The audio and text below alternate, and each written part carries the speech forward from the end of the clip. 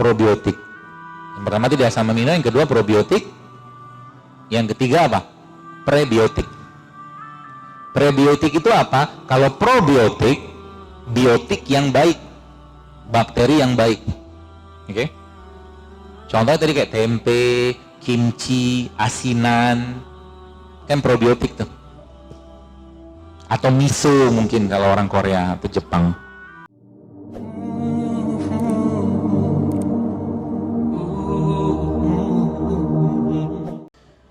Probiotik. Pertama tadi apa? Asam amino. Asam amino dapat dari mana? Nanti tinggal di browsing. Banyak sumber asam amino di sekitar kita. Ada madu, ada kurma, ada air kelapa. Juga asam amino. Ya, seminggu sekali ibu-ibu sekalian coba minum air kelapa. Air kelapanya di blender sama kurma. Termasuk kalau Anda ibu-ibu nih, kalau Anda, saya nggak tahu ya, sebaiknya sih saran saya, sebaiknya kurangilah masak yang bersantan yang dipanaskan.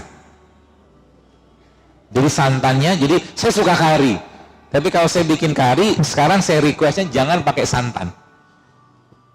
Karena kari itu penuh dengan bumbu. Ya, itu sebabnya kalau Anda perhatikan, yang di tulisan saya terakhir yang tentang testimoni hamil itu, saya tidak ada jualan produk di sana. Yang saya mau angkat itu adalah mari kita kembali ke ciptaannya Allah, itu aja sebenarnya. Yang diminum mereka apa? Detox rahim. Kadang saya juga lupa detox rahim itu apa. Oh, banyak banget postingan. Ada kayu manis, ada apa lagi, ketumbar, macam-macam, nanti tinggal dibaca. Rata-rata yang mereka minum sebagian besar mengandung apa? Kunyit. Ya. Jadi rata-rata ketika mereka menyetop makanan-makanan yang nggak sehat, mulai kembali sama Allah dalam bentuk ibadah, tahajud, puasa, bekam, Allah kasih dengan mudah. Ada yang 7 tahun, 10, kemarin pernah ketemu 20 tahun coba. Bahkan waktu saya kemarin sempat haji itu, subhanallah, ada seorang yang datang ke saya, coba cerita, itu dokternya bilang dia nggak bisa hamil, kata dokternya, dokter di Jordan. Terus qadarullah akhirnya beliau sempat lihat akun saya Instagram gitu kan, mulai dipraktekkan segala macam, akhirnya praktek kayak begitu, akhirnya lupa sama penyakitnya. Orangnya jadi happy kan, bahagia, syukur segala, kalau mau dikasih kasih aja, akhirnya Allah kasih karena hatinya sudah tenang. Gimana mau dikasih? PCO itu sel ovumnya nggak matang. Mau matang kayak gimana? Atau mau dibuahin kayak mana sama sperma kalau sel ovumnya nggak matang? Kenapa nggak matang? Karena cemas, karena stres. Wanita-wanita zaman sekarang, anak perempuan zaman, terutama anak-anak perempuan, coba lihat, sebagian besar kelas 4 SD sekarang sudah mens. Betul? Semua makanan yang tidak sehat, yang mengalami pengolahan berlebihan, yang ditambahkan dengan bahan-bahan sintetik, pasti akan menyebabkan elektron dalam tubuh kita itu lepas satu, yang kita kenal dengan radikal bebas. Oke, 5 menit lagi ya. Probiotik. Yang pertama tadi asam amino, yang kedua probiotik, yang ketiga apa? Prebiotik. Prebiotik itu apa? Kalau probiotik, biotik yang baik, bakteri yang baik. Oke? Contohnya tadi kayak tempe, kimchi, asinan, kan probiotik tuh. Atau miso mungkin kalau orang Korea atau Jepang.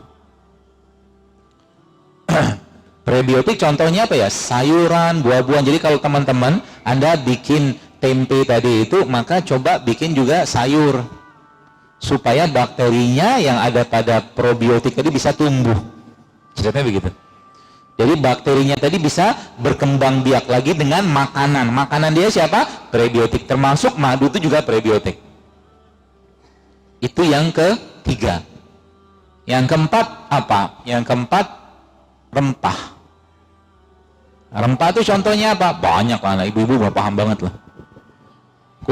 Itu rimpang. Kalau rempah itu ya kayak cengkeh, kayu manis, ketumbar, kapulaga, jinten, bunga lawang, itu rempah. Yang negeri ini lupa bahwa kita itu negeri rempah. Yang kita lupa 350 tahun kita dijajah, yang diambil itu. Sehingga zaman sekarang manusia yang hidup di bumi Indonesia ini lupa dengan rempahnya. Yang dimakan hanya sebagian besar rasa, rasa, dan rasa. Maka kalau boleh saya minta kepada ibu-ibu, di rumah Anda, tanda kutip ya, haram ada penyedap rasa. Tanda kutip. Rasa tuh kita bisa buat bawang merah, bawang putih, kurma, garam, lada hitam, bisa bikin rasa kok. Nggak perlu penyedap rasa. Ya, monosodium glutamat itu nggak perlu. Itu prebiotik ya. Jadi kalau sekarang pola-pola kayak ini sekarang Anda mulai praktekkan, ditambah dengan tadi, terakhir tadi kita bahas, ditambah tadi dengan apa tadi? Dengan polanya, kalau bahasa saya itu aplikasi tanda kutip Islamnya, ya itu dengan apa? Sholat malam, sholat duha, sholat tahajud tadi, atau mungkin puasa, besar kemungkinan kita akan sehat. Besar kemungkinan. Nanti mensnya lama-lama akan diperbaiki. Coba lihat, saya kemarin tuh saya sempat takjub baca komen-komen di akun saya itu. Subhanallah, ada yang cerita kalau nyeri, kalau menstruasi itu datang kayak orang apa, dia menjerit-jerit saking sakitnya luar biasa. Ternyata ketika tepungnya dikurangi, dia makan kunyit, dia minum serai, dia minum jeruk nipis, selesai. Sesimpel itu coba. Karena nggak mungkin Allah tinggalkan kita ya untuk menyembahnya di muka bumi ini kalau Allah tidak menyiapkan sarana prasarananya gitu loh. Jadi Indonesia ini kalau boleh saya katakan ya kita harus jujur akui, kita apa ya, manusia yang kurang bersyukur dengan rempah dan rimpang yang Allah ciptakan untuk negeri ini. Saya bisa bayangkan kalau seandainya rakyat Indonesia tiap hari makan rempah, tiap hari makan rimpang, nggak banyak makan yang nggak sehatnya, Indonesia harusnya jadi negara yang bebas kanker harusnya. Karena semua jenis rimpang-rimpangan itu anti kanker semua sebagian besar. Bagi tambah dengan rempah. Kita cerita diabetes, kurang kuat apa kayu manis untuk menurunkan gula darah? Kayu manis itu kuat sekali. Makanya bagi Anda yang infus water pakai kayu manis, hati-hati. Ada potensi untuk hipoglikemik. Hipoglikemik itu gulanya turun. Kalau hipoglikemik maka keliengan. Buah-buahan, kalau Anda ngimpus buah-buahan, hati-hati karena buah-buahan itu cenderungnya dingin. Nanti kalau cenderungnya dingin, kebanyakan dingin, nggak dapat panasnya, maka tubuh akan dingin, akhirnya apa? Tensinya turun.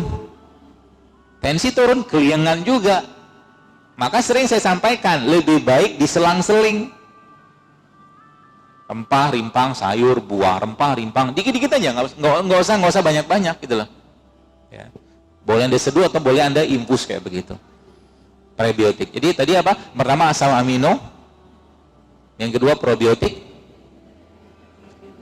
prebiotik, rempah, terakhir rimpang. Rimpang itu apa? Rimpang itu tumbuhan yang batangnya ada di tanah.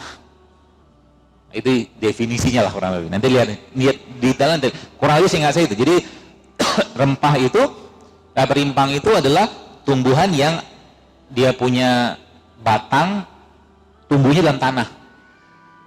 Yang ada di atas sampai daunnya kan? Kalau kita lihat kayak kunyit gitu kan? Disitulah sebenarnya, kalau bahasa saya menggunakan pepatah, di mana bumi dipijak, di situ langit dijunjung. Indonesia itu kaya dengan itu. Apalagi kalau Anda dapatkan rimpang-rimpang yang tumbuhnya di bawah kaki-kaki gunung aktif. Itu kandungan gizinya itu jauh luar biasa, Bapak sekalian. Ya.